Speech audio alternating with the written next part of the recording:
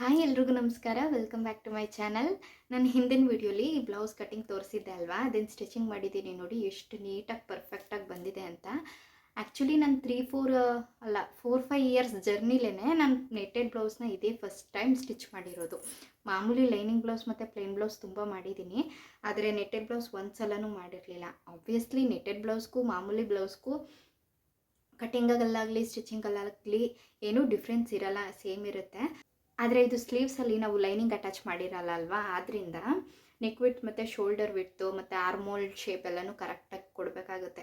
ಯಾಕಂದರೆ ಏನಾಗುತ್ತೆ ಅಂದರೆ ಅವರು ವೇರ್ ಮಾಡಿದಾಗ, ಹುಕ್ಸಾಕಿ ವೇರ್ ಮಾಡಿದಾಗ ಒಂಚೂರು ಇಲ್ಲಿ ವಿಡ್ತ್ ಕಡಿಮೆ ಆಯಿತು ಅಂತಂದ್ರೂ ಒಂಥರ ಈ ಥರ ಬಟ್ಟೆ ಎಳ್ಕೊಳಂಗೆ ಬರುತ್ತೆ.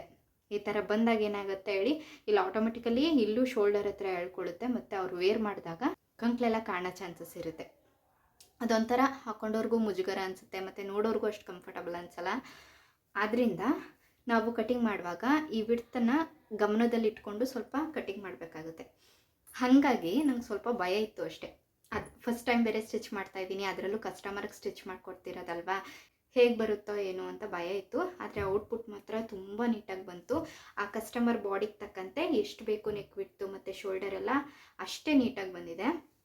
ಮತ್ತು ನಾನು ನಿಮ್ಗೆ ಹೇಳಿದ್ನಲ್ಲ, ಇಲ್ಲಿ ವಿಡ್ತ್ ಕಮ್ಮಿ ಆದರೆ ಇಲ್ಲಿ ಎಳ್ಕೊಳ್ಳುತ್ತೆ ಬಟ್ಟೆ, ಕಕ್ಲೆಲ್ಲ ಕಾಣೋ ಚಾನ್ಸಸ್ ಇರುತ್ತೆ ಅಂತ. ಅದಕ್ಕೆ ಎಕ್ಸಾಂಪಲ್ ನನ್ನ ಬ್ಲೌಸೇ. ಒಂದು 6-7 ಇಯರ್ಸ್ ಬ್ಯಾಕ್ ನೋಡಿ ನಾನು ಈ ಬ್ಲೌಸ್ನ ಸ್ಟಿಚ್ ಮಾಡಿಸಿದ್ದು. ಆಗ ಇನ್ನೂ ನಾನು ಬ್ಲೌಸನ್ನ ಕಲ್ತಿರಲಿಲ್ಲ, ಸ್ಟಿಚಿಂಗ್ ಕಟಿಂಗ್ ಆಗಲಿ ಏನೂ ಬರ್ತಾ ಇರಲಿಲ್ಲ ನನಗೆ. ಇದನ್ನು ಬೇರೆಯವ್ರ ಹತ್ರ ಸ್ಟಿಚ್ ಮಾಡಿಸಿದ್ದು. ಆವಾಗ ನಾನು ತುಂಬ ಸಣ್ಣ ಇದ್ದೆ. ಅವರು ಬಾಡಿ ಮೆಷರ್ಮೆಂಟ್ ತೊಗೊಂಡು ನನಗೆ ನನ್ನ ಬಾಡಿಗೆ ತಕ್ಕಂತೆ, ಆವಾಗ ನಾನು ಎಷ್ಟಿದ್ದೆ ಆ ಮೆಷರ್ಮೆಂಟ್ಗೆ ತಕ್ಕಂತೆ ನೆಕ್ ವಿಡ್ತು ಶೋಲ್ಡರ್ ಎಲ್ಲನೂ ಕೊಟ್ಟು ಸ್ಟಿಚ್ ಮಾಡಿಕೊಟ್ಟಿದ್ರು. ನನಗೆ ತುಂಬ ಪರ್ಫೆಕ್ಟಾಗಿ ಆಗ್ತಿತ್ತು, ಅಷ್ಟು ನೀಟಾಗಿ ಸ್ಟಿಚ್ ಮಾಡಿಕೊಟ್ಟಿದ್ರು. ಇದನ್ನು 1-2 ಸತಿ ವೇರ್ ಮಾಡಿದ್ದೀನಿ ಅಷ್ಟೇ ನಾನು. ಈಗ ನಾನು ಇದನ್ನು ಸ್ವಲ್ಪ ದಪ್ಪ ಆಗಿರೋದ್ರಿಂದ ಹೊಲಿಗೆ ಬಿಚ್ಚಿಬಿಟ್ಟು ವೇರ್ ಮಾಡಿದೆ. ಈಗೇನಾಯಿತು ನನಗೆ ಅಂದರೆ ನೆಕ್ ವಿಡ್ತು ಮತ್ತು ಶೋಲ್ಡರ್ ವಿಡ್ತು ಇದೆಲ್ಲ ಕಡಿಮೆ ಆಯಿತು. ಯಾಕಂದರೆ ಆವಾಗ ಸಣ್ಣ ಇದ್ನಲ್ಲ, ಆವಾಗ ಬಾಡಿಗೆ ತಕ್ಕಂತೆ ಆಗ ಸ್ಟಿಚ್ ಮಾಡಿದ್ದು.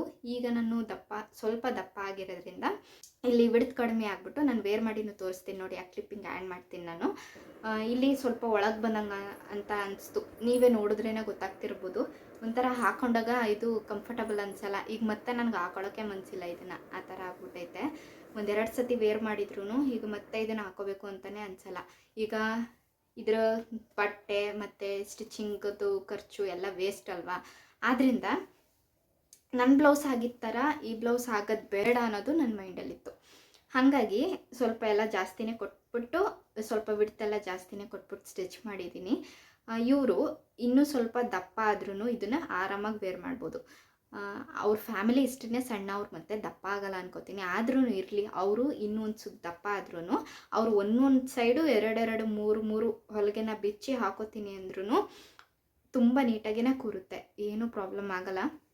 ಅಷ್ಟು ಕರೆಕ್ಟಾಗಿ ಬಂದಿದೆ ಬ್ಲೌಸ್. ಒಂಥರ ನನಗೇನೆ ಖುಷಿ ಆಯಿತು, ಫಸ್ಟ್ ಟೈಮ್ ಸ್ಟಿಚ್ ಮಾಡಿದ್ರು ಇಷ್ಟು ನೀಟಾಗಿ ಬಂತಲ್ಲ ಅಂತ. ಅದರಿಂದ ನಿಮ್ಮ ಜೊತೆ ಶೇರ್ ಮಾಡ್ಕೊಳ್ಳೋಣ ಅಂತ ವಿಡಿಯೋ ಮಾಡ್ತಿದ್ದೀನಿ ಅಷ್ಟೇ.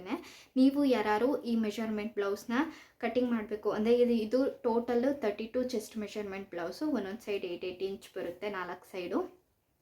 ನೀವು ಯಾರು ಈ ಮೆಷರ್ಮೆಂಟ್ನ ನಿಮಗೆ ಸ್ಟಿಚ್ ಮಾಡ್ಕೋಬೇಕು ಅಥವಾ ಕಸ್ಟಮರ್ಗೆ ಸ್ಟಿಚ್ ಮಾಡ್ಕೋಬೇಕು ಅಂದರೆ ಒಂದ್ಸಲ ನನ್ನ ಕಟಿಂಗ್ ವಿಡಿಯೋನ ಚೆಕ್ ಮಾಡಿ. ನಾನು ಅದನ್ನು ಲಿಂಕ್ ಡಿಸ್ಕ್ರಿಪ್ಷನ್ ಬಾಕ್ಸಲ್ಲೂ ಹಾಕಿರ್ತೀನಿ ಮತ್ತು ಕಮೆಂಟ್ ಬಾಕ್ಸಲ್ಲೂ ಹಾಕಿರ್ತೀನಿ.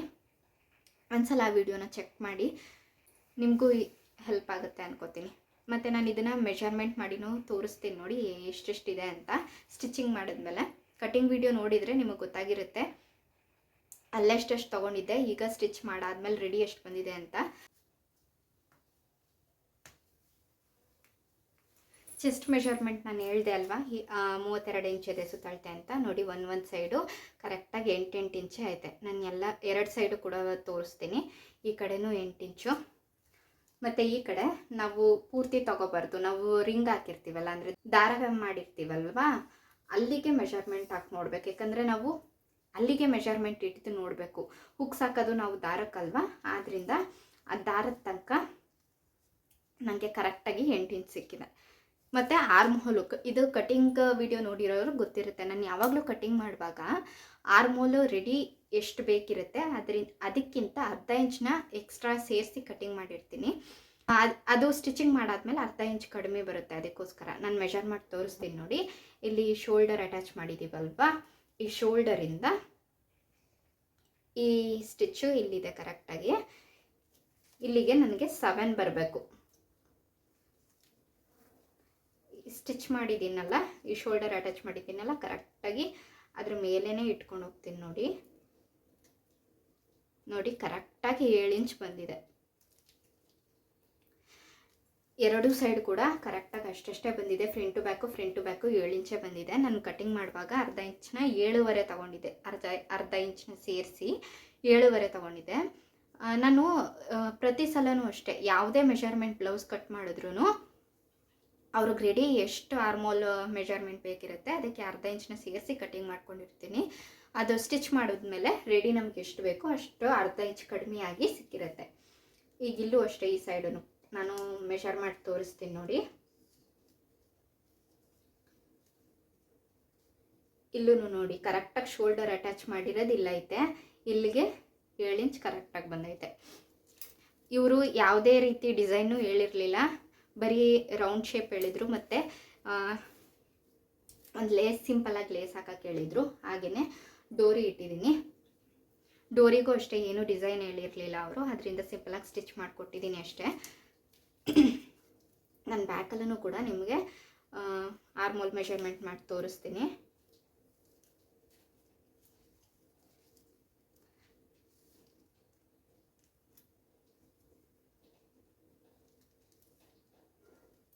ನೋಡಿ ಇದು ಅಷ್ಟೇ ಕರೆಕ್ಟಾಗಿ 7 ಇಂಚ್ ಬಂತು. ಈ ಸೈಡ್ನು ನೋಡ್ಬಿಡೋಣ.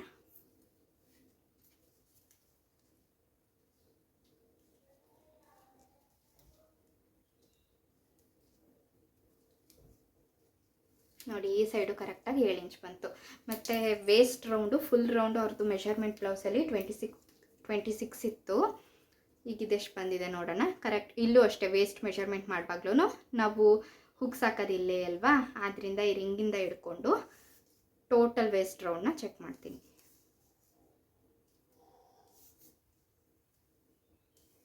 ಅವ್ರದ್ದು ಮೆಷರ್ಮೆಂಟ್ ಬ್ಲೌಸಲ್ಲಿ 26 ಇತ್ತು, ಇಲ್ಲೂ ಅಷ್ಟೇ ಕರೆಕ್ಟಾಗಿ ನಮಗೆ ಪರ್ಫೆಕ್ಟಾಗಿ 26 ಬಂದಿದೆ. ಇಷ್ಟೇ ಫ್ರೆಂಡ್ಸ್ ಇವತ್ತಿನ ವಿಡಿಯೋ. ಒಂದ್ಸಲ ನನ್ನ ಚಾನಲ್ಗೆ ವಿಸಿಟ್ ಮಾಡಿ, ನಾನು ಬೇರೆ ಬೇರೆ ವಿಡಿಯೋಸ್ಗಳನ್ನೂ ಚೆಕ್ ಮಾಡಿ. ನಿಮಗೆ ಈ ಥರ ಬ್ಲೌಸ್ ಸ್ಟಿಚಿಂಗ್ ವೀಡಿಯೋಸ್ಗಳಲ್ಲಿ ಇಂಟ್ರೆಸ್ಟ್ ಇದ್ದರೆ ಒಂದ್ಸಲ ನನಗೆ ವಿಸಿಟ್ ಮಾಡಿ, ಬೇರೆ ಬೇರೆ ವಿಡಿಯೋಸ್ಗಳನ್ನೂ ಚೆಕ್ ಮಾಡಿ. ನಿಮಗೇನಾದರೂ ಯೂಸ್ಫುಲ್ ಅನಿಸಿದ್ರೆ, ನನ್ನ ವೀಡಿಯೋಸ್ ಇನ್ಫಾರ್ಮೇಟಿವ್ ಅನಿಸಿದ್ರೆ ಪ್ಲೀಸ್ ನಮ್ಮ ಚಾನಲ್ನ ಸಬ್ಸ್ಕ್ರೈಬ್ ಮಾಡ್ಕೊಂಡು ಸಪೋರ್ಟ್ ಮಾಡಿ. ಹಾಗೆಯೇ ಈ ವಿಡಿಯೋ ಇಷ್ಟ ಆಗಿದ್ರೆ ಲೈಕ್ ಮಾಡಿ. Thanks for watching.